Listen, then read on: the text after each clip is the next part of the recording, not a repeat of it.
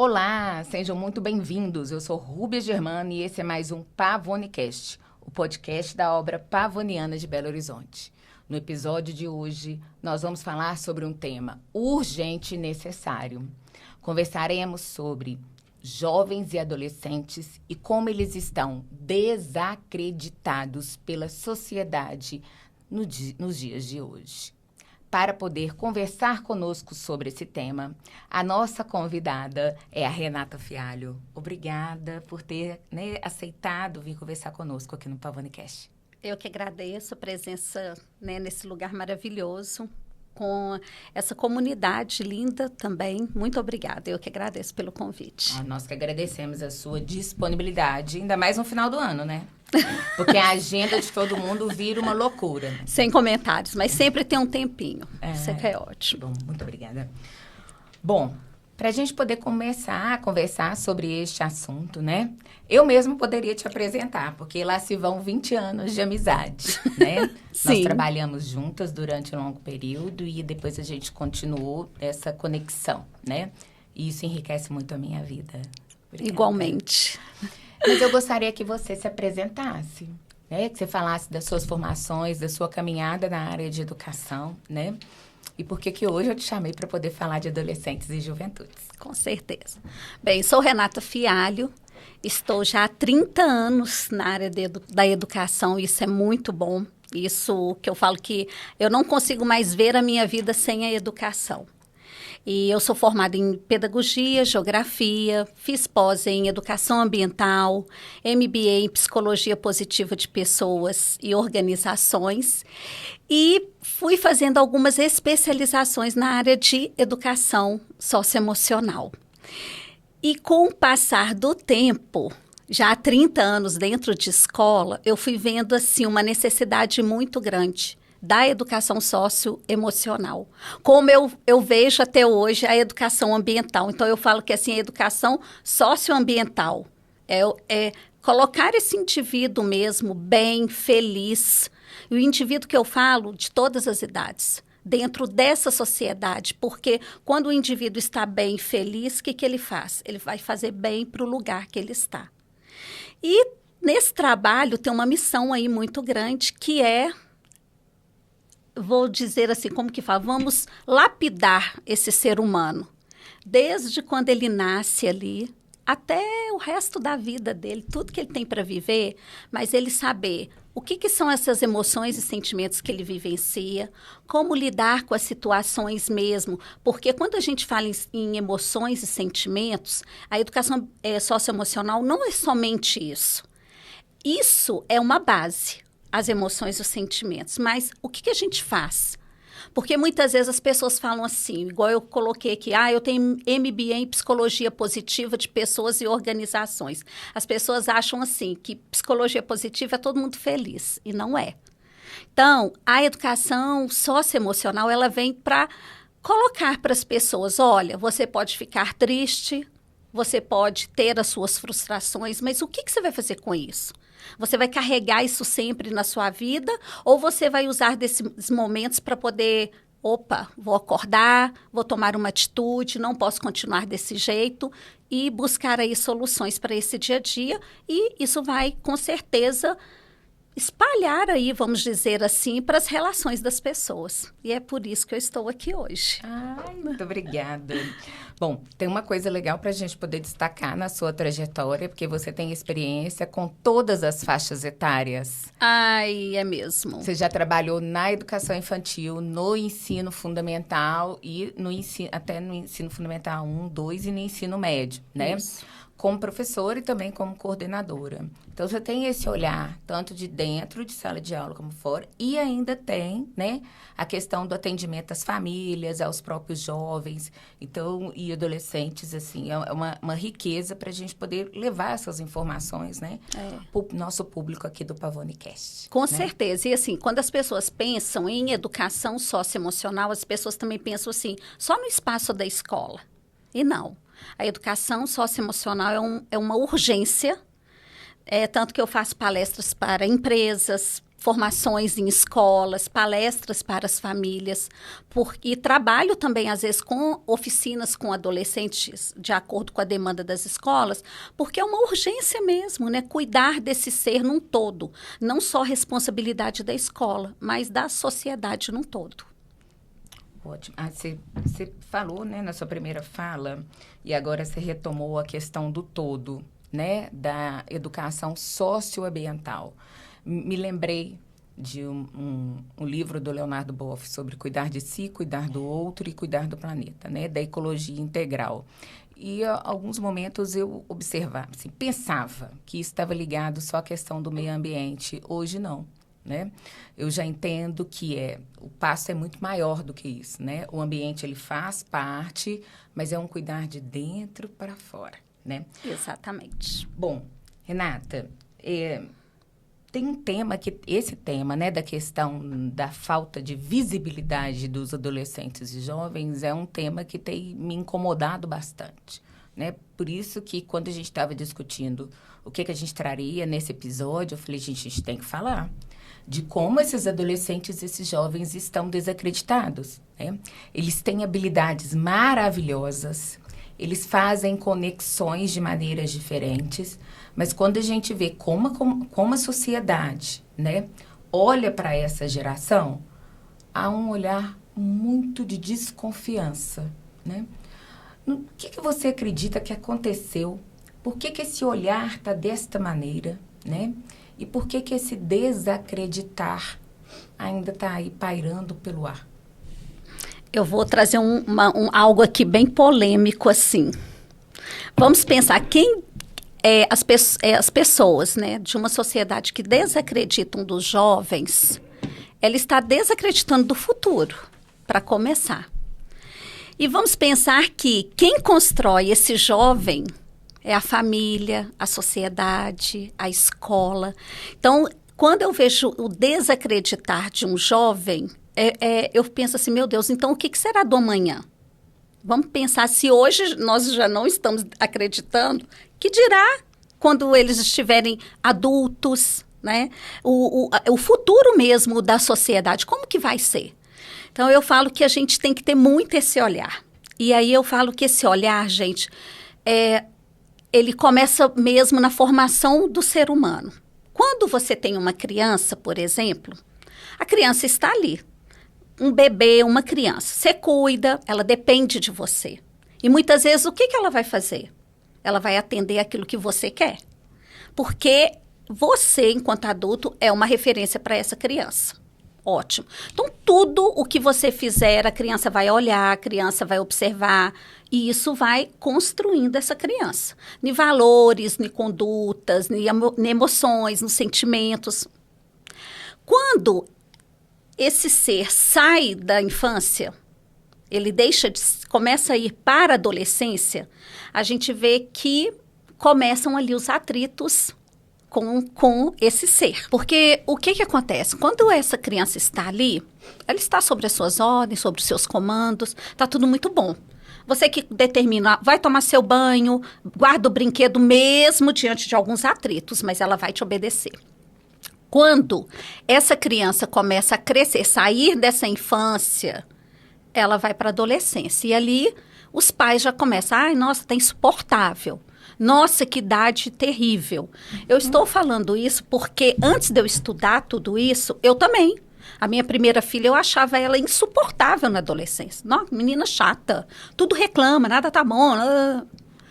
A minha segunda filha já pegou, a remessa dos estudos. Então, ela já foi mais poupada sobre isso. Por quê? Eu comecei a ver que eu aprendi que o adolescente, ele está descobrindo que a referência deles tem defeitos, que eles erram. Então, eles começam ali, gente, aquela Mulher Maravilha, o Super-Homem, a Liga da Justiça para eles, eles começam a perceber que essas pessoas têm defeitos. Vamos dizer defeitos não, que eles erram, que eles mentem, eles fazem coisas erradas. Às vezes pede para você burlar também, você enquanto criança pensa, fala assim, não conta para ninguém que eu fiz isso. Você fala enquanto adulto.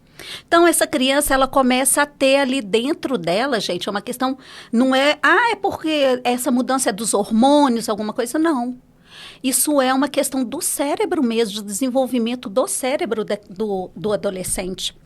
Ele começa a perceber assim, não, mas meu pai mente, ele está falando para eu que eu não devo mentir, mas ele mente. A minha mãe fala para eu não fazer isso, mas ela faz. Então, o adolescente, ele começa a colocar isso para fora. E de que maneira que ele vai colocar? Do jeito que ele acha que é. Ele não tem uma comunicação ainda desenvolvida para falar com jeito, com delicadeza. Não, ele vai falar assim, mas você também é chata. Se eu sou chato, ela também é. E não é assim, às vezes, assim, porque eu tenho que fazer isso. Não, é intencional, ele age muito no impulso mesmo. Então, o que começa a acontecer? Começa a ter um afastamento entre a conexão de pais e filhos, isso começa a se romper. Porque o pai olha e fala assim, não estou suportando ele mais. O filho também, nada que meu pai faz eu gosto. E aí começam a ter esses afastamentos. Nesses afastamentos, começa essa questão mesmo. Por quê? As pessoas acham que um adolescente quer independência total. Não. Um adolescente, ele precisa não ter essa independência total. Ele é um ser interdependente. Ele quer construir sua autonomia, mas ele sente falta de alguém ali para amparar isso. E isso não acontece. Essa interdependência não acontece. Acontece um afastamento. Então, aí o adolescente começa a ficar dentro do quarto, não quer saber de nada. E aí, nisso, vai rompendo essas conexões, e aí ele passa a ser desacreditado. E esse desacreditar começa muito dentro de casa. Ele começa muito dentro de casa, porque tem esse afastamento. E as coisas não são assim. Esse adolescente, ele está ali precisando de ajuda, né? Ele precisa ser acreditado, porque quando a gente desacredita, a gente deixa para lá e outras coisas vão tomar conta desse espaço. Então, a gente tem que ter muito cuidado com esse desacreditar aí. Alimentar a conexão, né? Exatamente. A gente tem que alimentar a conexão nas etapas anteriores para quando chegar a essa fase, né? Que é de construção da própria identidade e que está com a ebulição hormonal, né? A 1000, Sim. A gente consiga manter, né? Essa conexão com os nossos, né? E, bom, tem uma coisa que tem me chamado a atenção também, né? A minha geração e a sua geração foi uma geração que saiu cedo para poder trabalhar. Muitos de nós fizemos cursos profissionalizantes a nível de ensino médio e depois de nós vieram tantas outras gerações, né? Agora, né, nós temos uma geração que ela tem saído um pouco mais tarde de casa. É muito comum eu escutar amigas com filhos na faixa etária entre 18, 19, 20, 21 anos e elas dizerem, né, que os filhos não querem ir para a faculdade, não querem trabalhar, ainda são dependentes financeiramente, né, que elas não sabem o que fazem. E eu já escutei esse relato mais de uma vez em círculos de amizade. O que está acontecendo? Gente, para que eu vou sair da minha casa se eu tenho tudo lá? Para quê? Tá tudo muito bom. Eu falo muito isso com as famílias. Eu vou trazer aqui uma cena que eu vi recentemente e foi justamente uma conversa informal que eu estava tendo com um professor, inclusive. Eu falei que outro dia eu fui fazer um exame e eu passei ali ao hospital na região central, onde tem um alistamento do Exército, com 18 anos. E é um hospital que eu vou há muitos anos, então, geralmente, essa época tem a época do alistamento e eu vejo a fila para os meninos fazerem o alistamento. E eu passei lá da última vez, agora que tem uns 15 dias, e na hora que eu passei, gente, eu assustei um pouco com a fila que eu vi, que é um jeito de uma fila que eu não vi há muitos anos. Que, geralmente, eu sempre via na fila os meninos lá. Só os meninos com mochilinha nas costas, sem mochila. E dessa vez eu passei, era raro um jovem que não estava acompanhado pelo pai, mas a mãe. Isso me chamou muita atenção. Por quê? Se você for pensar uma fila, mas vamos pensar, olha, os pais ali. E eu escutei de relatos de amigas minhas que têm filhos nessa idade. Ah, não, eu levei meu filho, Renata. Eu falei, mas por que você levou? Por que você ficou ali na fila? Ah, eu fiquei com medo, com receio, sei lá o que eles iam perguntar para ele. Aí eu falei assim, gente, olha isso aí. Há hoje uma superproteção, sim. Uma superproteção mesmo de aquela expressão, eu vou dar para o meu filho o que eu não tive. Então, e isso, muitas vezes as pessoas pensam só em questões, bens materiais. Então, assim, você sempre vê os jovens com uma bermuda da moda, um tênis, um celular. Às vezes você vê que a mãe, o celular dela quase não funciona, mas o do filho é o de última geração. Existe isso muito na nossa sociedade, uma superproteção. Então, assim, nossa, meu filho com 18 anos, 19, ele não quer fazer faculdade. Mas para que ele vai fazer, né? Eu não vou esforçar, porque se ele está no tempo dele, ele está pensando nas coisas. Porque dentro de casa ele tem tudo. O próprio jovem, para que ele vai se esforçar? Sendo que ele tem tudo. Ele abre a geladeira, tem tudo que ele quer comer. Se não tem, ele liga. Mãe, posso pedir um iFood? Posso pedir uma pizza? Ele não precisa conquistar nada daquilo, ele tem. E olha, Rubia, eu pensava que isso era uma coisa assim... Antigamente era, hoje não. Pessoas que têm condição financeira são assim. E não. Independente da classe econômica e social...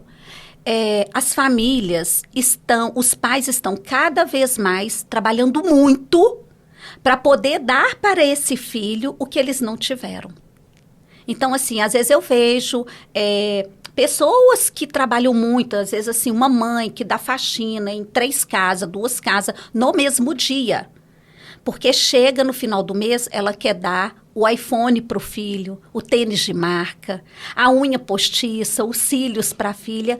E assim, eu falo assim, gente, por que esse jovem não quer sair de casa? É por isso. Se ele tem tudo, ele não precisa correr atrás. Como a nossa geração, a geração de pais hoje, né, de adolescentes, são pais que tiveram que correr atrás. E aí, eu não entendo, será que eles não viram que isso foi muito bom? Né, determinou ali quem vocês são, pessoas de caráter, que trabalham, que conquistam. E o filho está dentro de casa, não quero fazer faculdade. Vamos pensar, faculdade hoje, gente, ela é ampla, ela é aberta. Existem inúmeros cursos e possibilidades de você estar numa faculdade pública ou privada. E isso não está sendo bem trabalhado. E isso começa lá no seio de casa, vamos dizer assim. Assim, eu fico pensando assim, que buraco que as famílias se enfiaram e por que a gente não consegue tirar esses filhos da bolha? Aí junto com isso vem outras questões, né? Por exemplo, a violência, né? Isso chama muito, isso deixa os pais muito apreensivos. Então hoje, olha só, quantos adolescentes não andam de ônibus? Muitos. E aí eu estou trazendo para você isso independente da classe econômica. Se ele anda a pé, tem um rastreador lá no celular, porque a mãe vai acompanhando, né? Se ele assim, é raro um adolescente hoje, eles andam o quê? De moto Uber, que eu falo, meu Deus, mas o moto Uber às vezes é mais perigoso que o ônibus, como que é isso? Mas andam. Por quê? Não gosto de ônibus, muito apertado e demora e tem que esperar. Ou de Uber, quantos adolescentes andam de Uber aí na nossa cidade, né? De coisa de aplicativo, na verdade. Então, assim, tem uma superproteção sobre isso, que se o filho falar assim, eu quero... Por exemplo, tem lugares aqui em Belo Horizonte que as famílias, você fala assim, e se ele passar na Federal? Não, vou ter que comprar um carro, eu não sei como que eu vou fazer. Não, mas tem os ônibus que passam. Não, mas é muito, muito longe, é perigoso, eu tenho medo de assalto. Então, assim, há uma superproteção, né? Aí fala, devido à violência, mas não é só isso. Não é só uma... Você levantou 2 grandes questões, né? Uma que é o contexto social da violência, né? E outra que é a condição dos pais quererem dar aos filhos aquilo que eles mesmos não tiveram ou ainda não têm, né? Então, nessa relação de famílias com adolescentes e juventude, né? Hoje, tanto nos seus atendimentos quanto nas escolas, o que você percebe hoje que são as maiores demandas de desafio na relação familiar, né, com esse adolescente ou jovem? O diálogo. Gente, o diálogo é algo assim que me chama muita atenção. A falta do diálogo, na verdade. E como que esse diálogo ele é conduzido. Independente, se é uma criança ou um adolescente, tem um adulto nessa relação, que é o responsável, né? Independente. Só que muitas vezes... Deveria ser, né? Deveria ser. Então, ali, na relação pais e filhos, e independente da estrutura familiar, da composição familiar, independente disso, nós estamos aqui falando de uma questão, gente, de uma pessoa responsável, sabe? Por esse ser. Então, se tem um responsável, como que esse responsável não consegue conversar com essa criança, esse adolescente? Vamos trazer o adolescente. Quando eu falei para você que no início da separação, né, que eles começam a desconectar, o diálogo é o primeiro ponto dessa desconexão. Porque o adulto olha e fala assim, nossa, ele está muito chato. E tudo que vai pedir, vamos ali, vamos na pracinha, vamos ao shopping, vamos no seu... E o adolescente, não quero, não quero. Nós viemos de uma coisa assim, nós determinamos. Ao invés de você chegar e falar assim, filho, hoje eu tenho um tempo de folga e eu gostaria de sair com você, mas aonde você quer ir? Não, nós determinamos, vamos ao shopping, vamos à pracinha. Às vezes ele só quer ir ali no açaí, tomar um açaí. E a gente não pergunta, nós determinamos. Porque o adulto determinou isso a vida toda. Então, se ele fala assim, não quero, e vamos falar, adolescente é monossilábico, né? Não, ele não tem.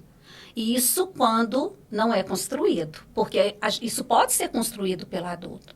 Então, assim, quando o adolescente fala não, o pai, mas a mãe já retrai ali. E fica. Aí ele não quer. E sai. Mas não fala assim, então o que você quer? Você quer tomar um açaí? Pode escolher onde você quer ir, eu vou com você. Aí eu escuto da outra parte, assim, dos pais. Ai, Renata, mas às vezes escolhem umas coisas que eu não gosto. Mas como assim? Você está ali naquele momento para saciar uma vontade sua ou junto com seu filho? Se ele é um adolescente, se ele quer ir na pracinha para ver o pessoal andando de skate para lá e para cá, entra na onda. Você não tem que andar de skate, mas só de você estar ali com ele, você já entrou na onda. Presença. Isso. E buscar isso, esse diálogo, porque você vai conseguir chegar até o seu filho conversando. Não é só pensando assim, eu odeio filme de... Gente, quantas vezes eu fui para o cinema com as minhas filhas assistir, por exemplo, negócio de super-herói, filmes de super-herói. E eu não gosto. Mas eu estava ali porque era uma coisa... Se eu tirei o tempo para elas, é para elas. Então é o que elas querem ver. E vamos. Então, assim, e até hoje, às vezes é uma coisa assim, eu gosto, mas que eu sou fã. Não. Mas fala, mãe, vamos comigo nesse lugar? Elas adultas, eu vou.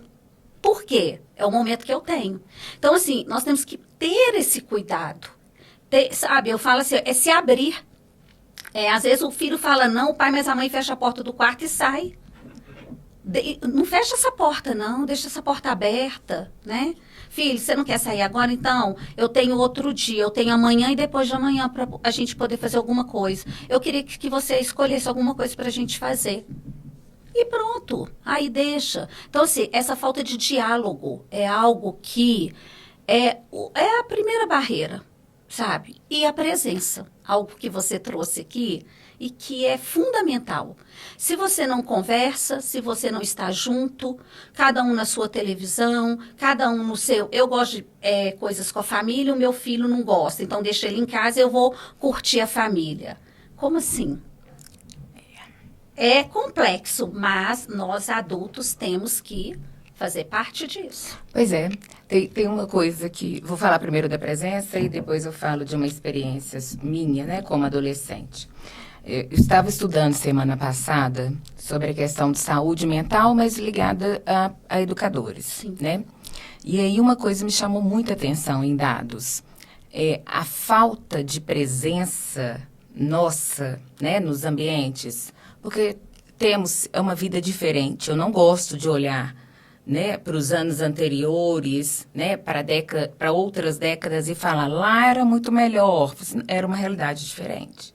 A realidade que a gente vive é essa aqui, né, do ano de 2025, no século 21, né? E não que eu deixe de admirar o que aconteceu anteriormente, né?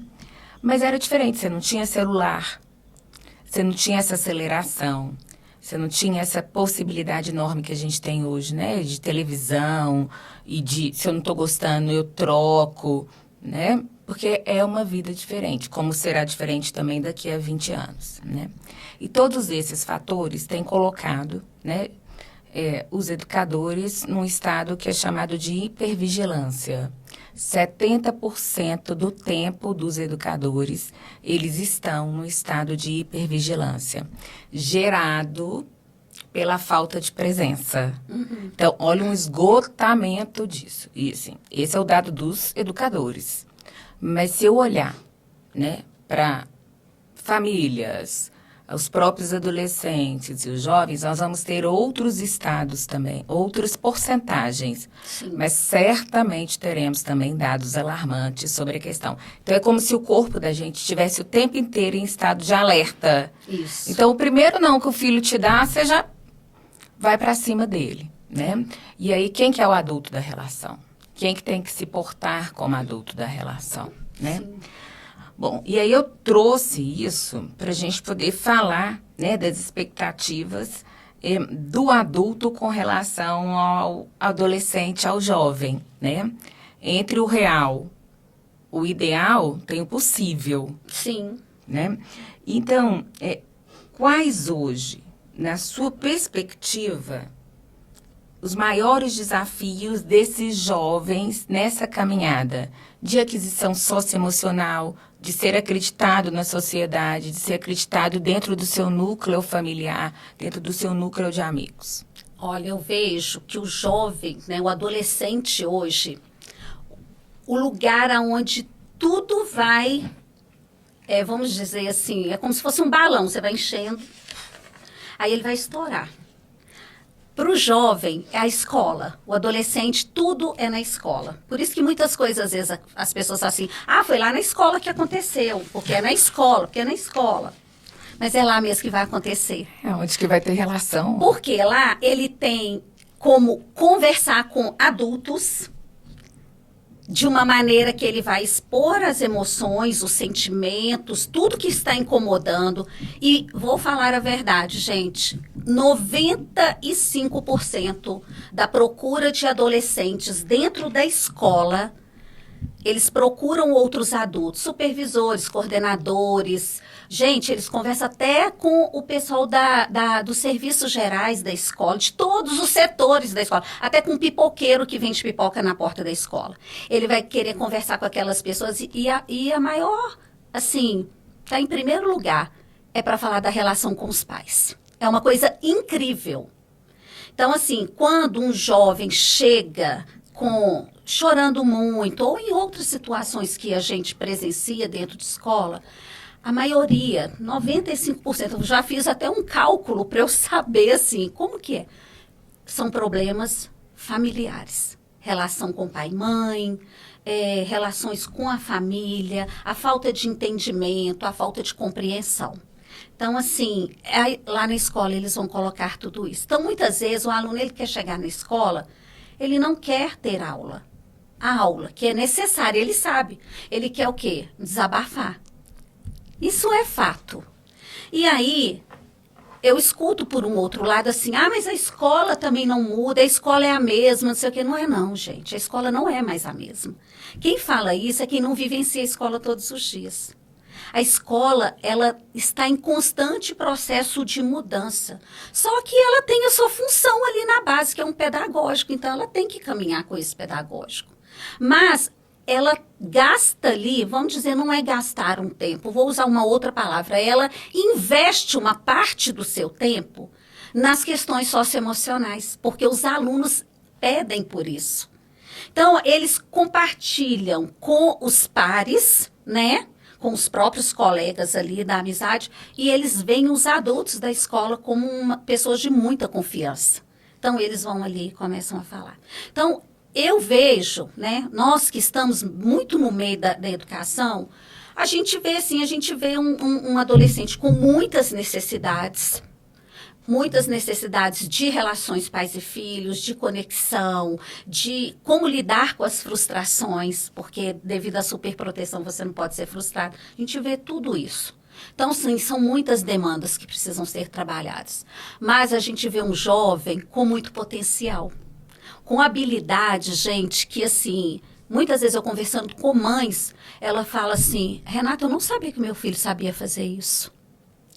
Eu não, aqui na escola ele faz. E eu estou falando de fazer, gente, não estou falando de disciplina, não, eu estou falando de habilidades que você fala assim, gente, que sensacional isso. Às vezes uma menina, né, uma adolescente ali de 14, 15 anos, calada em sala, não fala, caladinha. De repente, num recreio musical, ela coloca a voz dela no microfone e você fala, que é isso? Ela que cantou? E a família muitas vezes não sabe que a filha tem essa potência toda. Então, assim, a gente fica só, mas isso faz parte do ser humano, a gente fica só olhando os erros, os defeitos. E isso, gente, é de sempre. A gente tem que passar a mudar esse olhar. Não ver o filho adolescente só como uma pessoa que não quer sair de casa, ou ele não quer sair por quê? Eu tenho minha parte nisso. Ah, meu filho não sabe fazer nada. Claro que ele sabe. Mas será que você deixa ele fazer? Será que se um filho virar para você e falar assim, mãe, ao invés de eu ir para a faculdade agora, eu gosto muito de música, eu queria fazer um curso de música. Ele tem que fazer, gente. Sabe? Ah, ele tem... Mas então vamos fazer o seguinte, você faz o curso e vamos tentar a faculdade de música? Aí as pessoas dizem, mas vai viver de quê? Viver de quê não, gente? Ele vai encontrar o caminho dele. Muitas vezes a gente desacredita em algo que está ali, muito forte, muito potente. E a gente não dá atenção. Fala assim, não, mas isso não vai ter jeito, isso não vai ser bom. Eu falo isso por causa das minhas próprias filhas, né? Elas foram para caminhos na vida delas que eu falei assim, meu Deus, vai viver do desenho? Como assim? Viver do desenho. E ela vive do desenho, né? Eu falo, a minha outra filha com o esporte, eu falava, meu Deus, que caminho que vai dar isso? Eu ficava assim muito preocupada e não, tá caminhando, tá buscando, ela sabe as consequências, o que ela pode ganhar, o que ela pode perder, mas isso faz parte da vida. Mas quando a gente pensa assim, não vai dar em nada, que a gente pensa, aí você já começa a desacreditar e não. Ali tem uma habilidade, passem a olhar sobre isso, sabe? A gente tem que ter, mas essa mudança, essa virada de chave no adulto de hoje. Pai, mãe, professor, professora, sociedade. Eu vejo muitas notícias falando, a geração tal está assim, a geração tal está assado. Gente, a gente tem que colocar as potencialidades, eles não fazem o que nós fizemos, mas o que eles podem fazer? A gente não é ficar assim, mas nós fazíamos isso e eles não fazem. Ok, mas o que eles fazem? Então, vamos mudar as coisas, mudar esse olhar para as habilidades que esse jovem de hoje tem? Será que a gente conhece as habilidades que ele tem? Ou só vê um ser cheio de problemas? E temos que virar essa chave aí. Precisa mesmo, né? Então, eu quero falar aqui, para os jovens que estão nos ouvindo agora, aqui na Obra Pavoniana nós acreditamos em vocês. Nós temos um programa de qualificação e aprendizagem profissional, né? Com 3 frentes de trabalho, a qualificação profissional para pessoas a partir de 16 anos, concursos tanto aqui na obra, como também nos territórios oferecidos nos CRAS. Também temos o programa Jovem Pavoniano, o PROJOP, né, de 14 a 24 anos, com diferentes áreas. E o Faveloé, que é um programa de qualificação, né, desses jovens, também de 14 a 24 anos, que trabalha com programação. Então, pode vir para cá, entra nas nossas redes sociais, porque tem muita coisa aqui para você poder fazer junto com a gente. Vamos falar de frustração, né? Vamos lá. Quando você falou de frustração, me me lembrou uns episódios da minha própria adolescência. A minha mãe e o meu pai sempre foram muito preocupados em formar um sentimento de família em nós. Então, a vida inteira, eles nos obrigaram, literalmente, a frequentar todos os eventos familiares. Todos. Era adolescente, a gente tinha a obrigação de ir. Uma vez eu passei um dia inteiro chorando porque ia uma visita na minha casa e minha mãe não me deixou ir no show da Daniela Mercury. O dia inteiro. Isso é ótimo. Naquele período, não entendi. Mas hoje eu vejo a importância disso, né?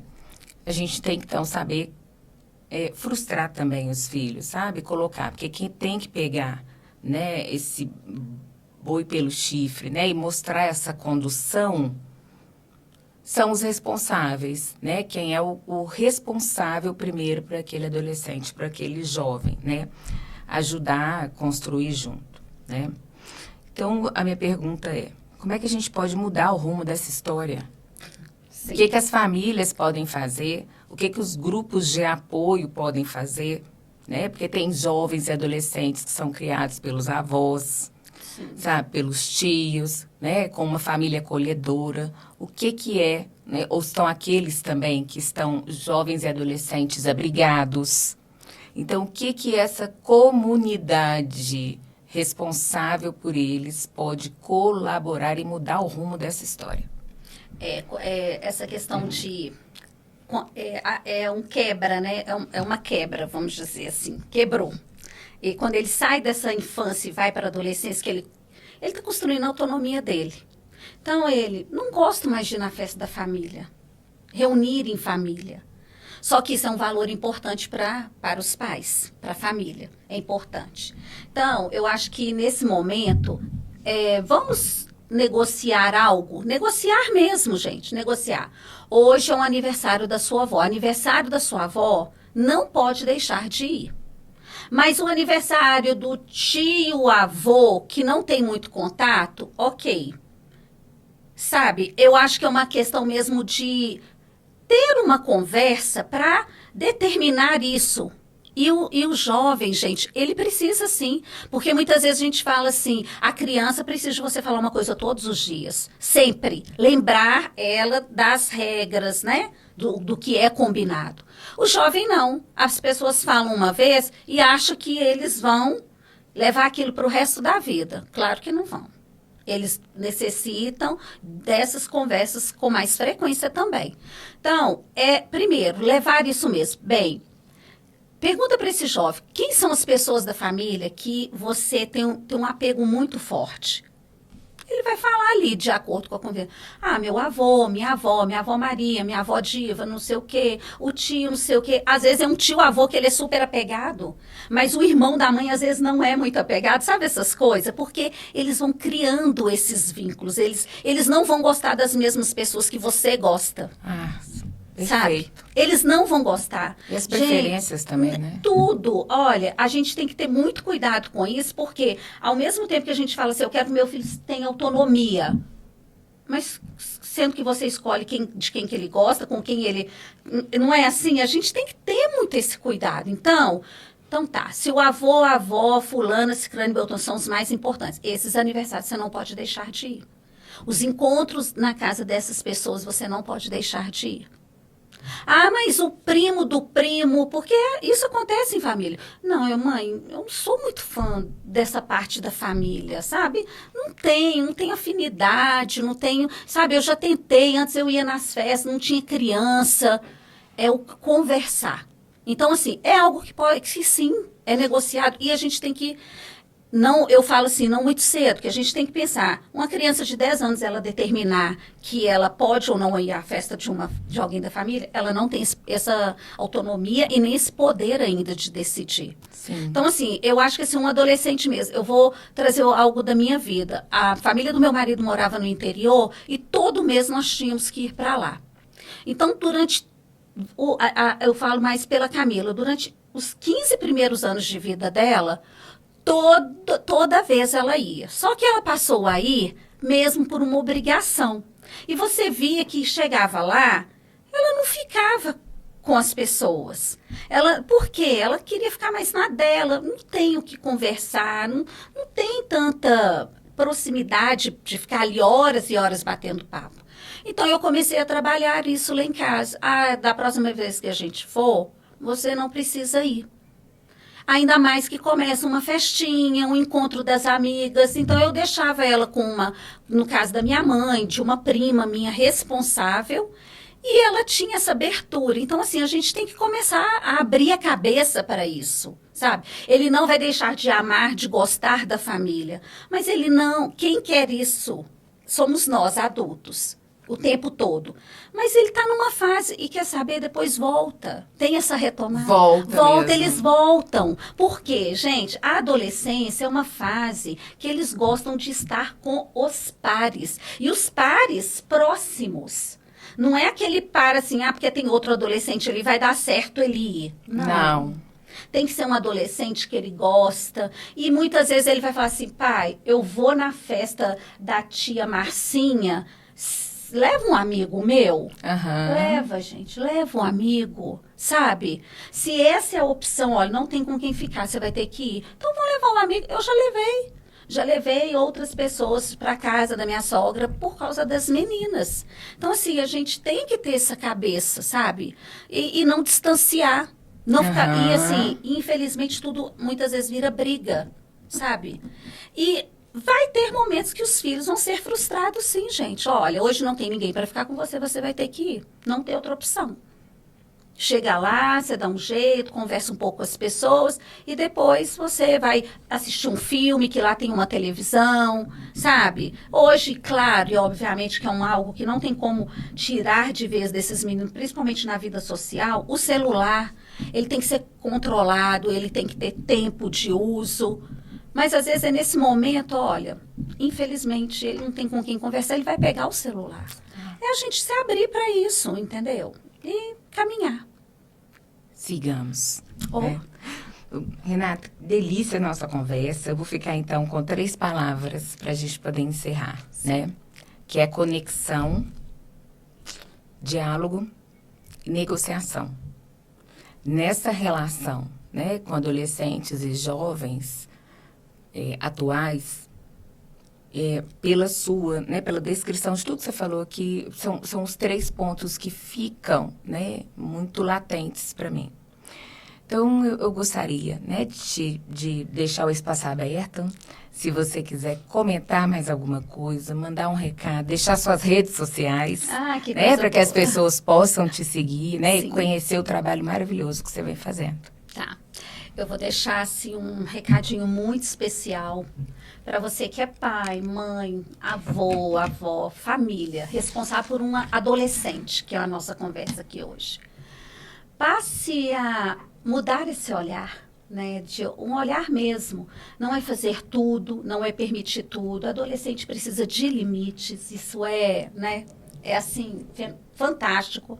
Só que ele precisa também de carinho, ele precisa de amor, ele precisa de ser acolhido. Às vezes ele pode ser demonstrar que é forte, que não precisa de jeito nenhum. Não, eu não preciso mais deitar no colo da minha avó. Eu não preciso mais receber um carinho no meu cabelo. Precisa sim. E eles gostam, sabe? O mais gostoso disso tudo que eles gostam. Então, assim, fique mais próximo. Mesmo se ele não está a fim de conversar, faça uma bacia de pipoca e deita na cama junto com ele, arreda aí. Igual o mineiro, arreda aí que eu quero... Vamos ver um filme aí. O que você está assistindo? Vou assistir com você. E assim, gente, eles precisam disso, sabe? A gente tem que começar a quebrar crenças que muitas vezes nós trouxemos da nossa educação e colocamos ela na educação dessas crianças e desses adolescentes. Então, vamos começar a quebrar crenças de você ser muito rígido. Não é porque você vai ser amoroso que você não vai colocar limite. Né? Vamos começar a quebrar isso, porque o jovem de hoje não é o jovem que você foi. Não é. Ele é um jovem diferente e ele é um jovem que ele é um jovem que necessita de apego.